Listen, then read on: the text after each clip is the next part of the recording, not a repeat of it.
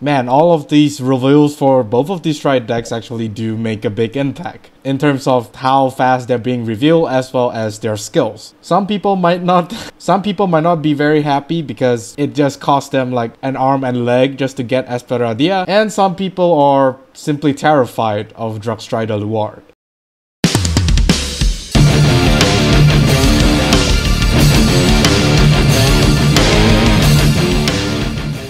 This video is sponsored by Phoenix Pharos Cards. If you need supplies of singles or splits for Cardfight Vanguard, especially the ones in the video, do check out Phoenix Pharos Cards today, and as a bonus, use the promo code MetaNerd to get an amazing 5% discount. And with that being said, let's get on with the video. Greetings YouTube, welcome back to the MetaNerd channel. I am Marcus, bringing you another video for Cardfight Vanguard Willdress. In this video, we'll be going through the support that was revealed so far for both Luard and Shiranui Stride deck. I mean, each and every card inside the Luard Stride deck has basically been revealed, and it is looking to be quite a scary deck thanks to Dragstrider. For Shiranui, we're just left with Mokuro as well as I think Furai, another support that is quite essential for Shiranui. We don't know what their skills will be. Hopefully their skills will be good once they are revealed later. Without further ado, let's take a look at what the support for both Shiranui as well as Luard brings to the table. First and foremost, we have Stealth Dragon Zankei. Continuous Rigor Circle. This unit gets 5k power for each time an attack by a unit dominated by you hit this turn. Second skill, auto Rigor Circle once per turn.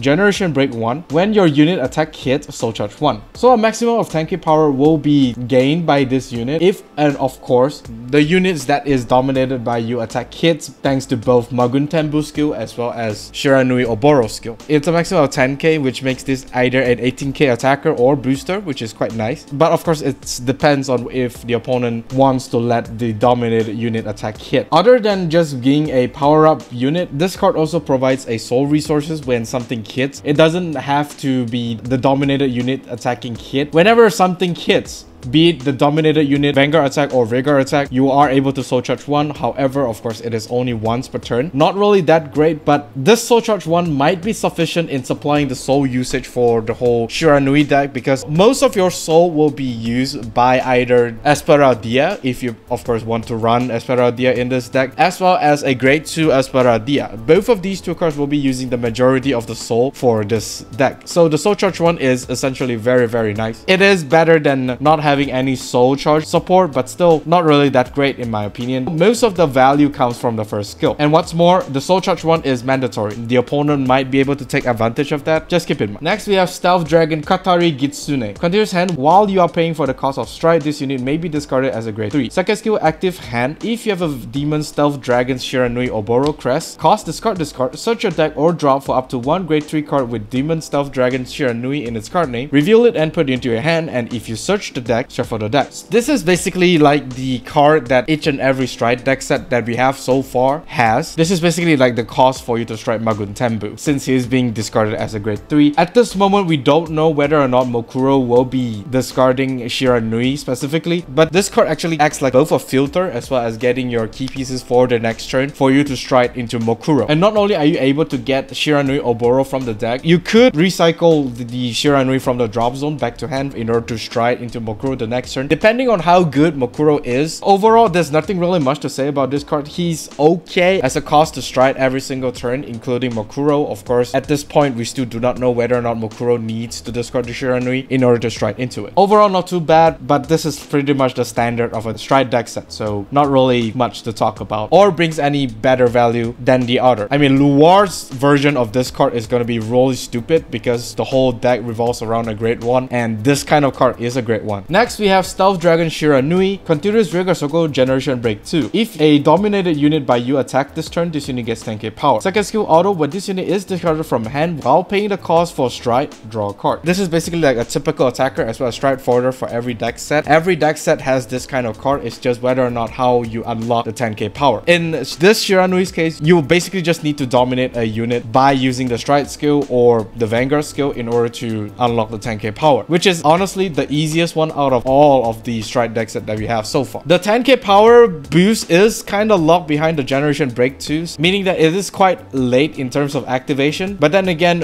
by the time you stride into Maguntembu, you should be at Generation Break 2 once you use Maguntembu's skill, which of course will then unlock this 10k power for this Shiranui. It's not bad. Drawing from discarding is nice, but once again, this card is basically in competition with another card that we have in DBT13, which is this grade 3 card. Both of these actually do function the same way. It's just that one is a 23k attacker and the other is an 18k, which allows you to retire another rearguard on place, unfortunately, but still it is not that bad. The second skill is basically the same. Whenever you're discarding to write a grade 3 from the right deck or stride, you are therefore able to draw. Both of these cards are essentially doing the same thing. It's just there for you to help draw into cards. It's just whether or not you think that the 5k trade-off is really good for a board retire matchup. Both these two cards are actually really decent. It's up to you whether or not which card do you want to run. Not too bad. Next is the Esmeralda replacement for Shiranui. Stealth Dragon Sekiei. Auto Rigor Circle. When your Vanguard attacks, if a dominated unit by you attack this turn, cost Soul Blast 1, stand this unit. If your G-Zone has 2 or more face up, draw a card and this unit gets 10k power until the end of turn. So once again, this is a replacement for Esmeralda. Technically a replacement because Esmeralda is a grade 4 and Esmeralda isn't really like have a lot of shield. And this card is by far the better one because of the 5k shield, which allows you to kinda survive early against a very aggressive opponent, while Esmeralda is just a 0 shield with him being a grade 4. Similar to Esmeralda, you are able to activate this unit as soon as you stride, but of course with a lesser power base, because Esmeralda is 13k base, and with the crash power boost, Esmeralda will be hitting for 18k, while this unit will only be hitting for 15k, which is 3k short for a magic number, but the lesser power does makes up for it once you go into the second stride and above, because not only is this card able to hit for 30k power, you are able to draw one from that one Soul Blast, which is much better than what Esmeralda is doing, albeit it's a little bit later than Esmeralda's skill. In the short term, I think Esmeralda is not too bad, but as the game drags on, starting from the second stride, this card will provide more value than Esmeralda. Might not be a good idea to run both Esmeralda as well as this card inside the same deck for Shiranui, because you have potentially other better stuff to run than just these two similar cards that doesn't effectively bring you a lot of value for your early game, because all Stride decks at the moment is kind of weak in terms of the early game. You are still able to run both of them. I'm not gonna stop you because consistency is a thing for this kind of deck, but once again,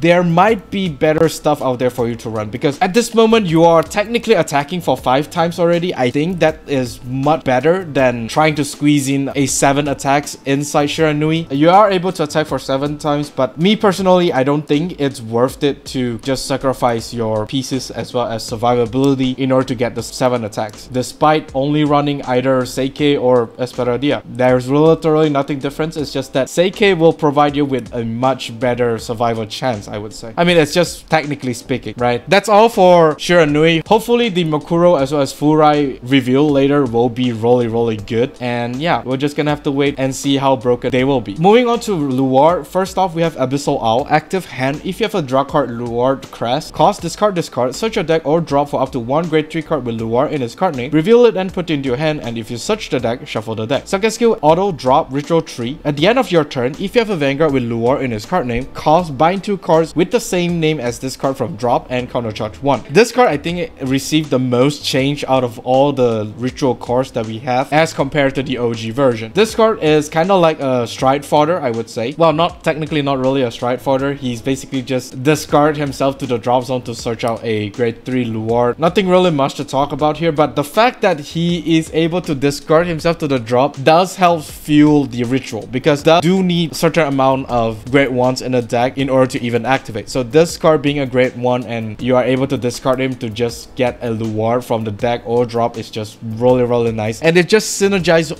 with the overall Luard deck super nicely. The CC here is a little bit limited because, you know, you will need to bind 2 cards of the same card name, which means this card from the drop. In order to countercharge 1, it means at the maximum, if you are able to bind all 4 from the drop zone, you are able to get countercharge 2 as a total. And what's more, that you are losing 4 grade 1s from the drop, which may or may not be hindering your ritual count. I don't know. I would assume that you do have a sufficient amount of grade 1 before you even use this skill. Otherwise, most of your ritual skill will just go to waste because there's not enough grade 1s in the drop. But so far, this card is just like a beast inside Luard deck. It just helps so much in terms of the whole mechanic as well as just getting Luard to stride into Dragstrider more often. Very, very nice card. Next, we have Dragwizard Semias. Continuous Rearguard Circle Ritual Tree. During your turn, if you have a drag card Luard crest, this unit gets 2k power. Second skill, Auto Generation Break 1. When this unit is placed on Rearguard Circle, other than during the battle phase, if you have a Vanguard with Luard in its card name, look at the top 2 cards from your deck, choose up to 1 card from among them, call it to Rearguard Circle, and put the rest on the bottom of the deck in any order. If you call a card at the end of that turn, retire the unit called by this effect. This card is just a really straightforward card. She is a 10k attacker or booster, so long as you have the draw card Luard crest, which I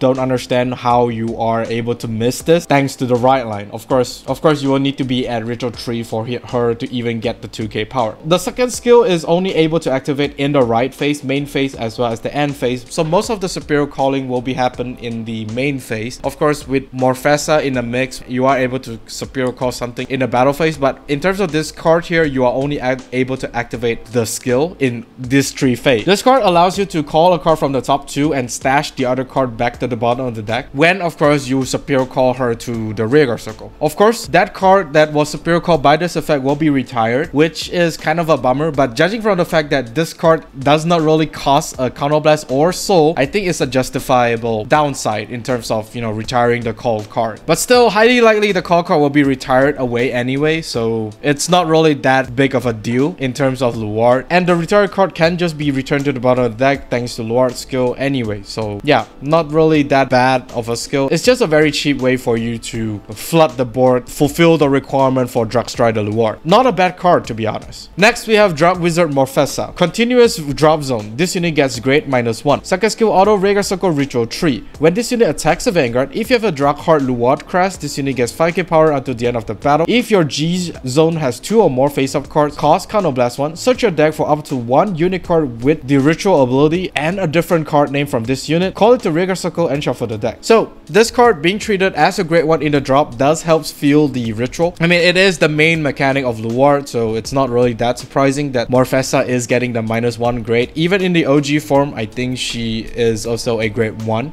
in a deck as well, I think. This card being a 15k attacker and is a battle extender is just really good for Luard as an overall. What this means is that it basically increases the number of attacks that Luard can make, be it in Dragstrider or Dragdriver turn, from 3 and 4 to 4 and 5.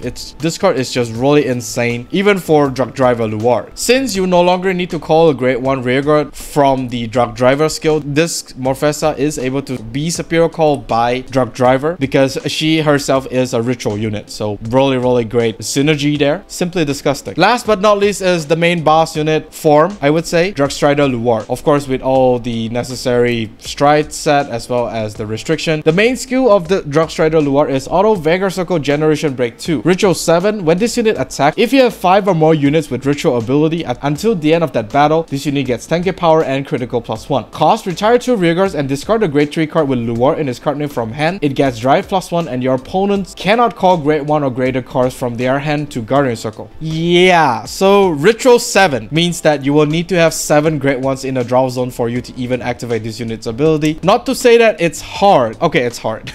It might be hard for certain scenarios if, of course, you do not have enough grades in the drop zone for you to even free stride. So just be very careful. And with you needing to have 5 or more units with the ritual ability on field, it's quite harsh, I would say. This basically means that you will need to have 4 ritual rearguards. That's all. You have 1 open spot for you to, you know, be creative around, but most of your deck space will be focused on having as much ritual units as possible. By retiring 2 rearguards and discarding a grade 3 card with Luard in its card name, once you are able to fulfill Ritual 7 and have 5 or more ritual rearguards, by retiring 2 rearguards and discarding a grade 3 card with Luard, this unit will be attacking for a 48k Vanguard swing with 2 critical, 4 drive, as well as the Sentinel restrict. It is kind of expected, I would say. I keep telling myself that Dragstrider Luard will not have the guard restrict, but yeah, I am very wrong. The guard restrict is, you know, as guard restrict goes, is going to be the most dangerous attack out of all of the attack Luard can make, which is kind of justified because of how harsh the restriction as well as the cost for this skill is. It's really harsh. You will need to be at Ritual 7 and you will need to have 5 or more Ritual Rearguard. You will need to have 4 or more Ritual Rearguard, and you need to retire 2 and discard a grade 3 Luard. Yeah, it's kind of harsh, I think. Once again, since this is a grade 4 with the triple drive icon, Elementaria Sanctitude is going to be really important to even guard this thing. If you don't draw into Elementaria Sanctitude in any time that the opponent Luard strides into Dragstrider, you are most definitely going to be screwed and could potentially be the game ender for you, I would say. Sentinel Restrict is generally very stupid, and there's not a lot of units nowadays that has Sentinel Restrict. Hopefully we don't see any more. Having one being the meta is just very disgusting. But yeah, this basically rounds up Luard as an overall very scary deck from the looks of it, but at the same time I'm highly skeptical of the performance for Luard due to how restricted Dragstrider Luard is. But that's just from my point of view. And that is all for this video. Do let me know down in the comment section of what do you think of the whole support that was being revealed for Luard and Shiranui. Shiranui is looking to be really strong, and this is even without knowing what Bakuro as well as Furai does. Luard is quite disgusting, especially Dragstrider Luard. But I think Dragstrider Luard is being held back by the harsh requirement as well as restriction, as well as the cost. Do like and subscribe if you like this video, and of course during the bell notification icon so that you don't miss a video out. With that being said, I'll see you all on the field. Even when you feel low, you can still go. Even when you feel slow, you can still go. Even when there's no hope, you can still go. I never answer to no, man, I still go. Go, go.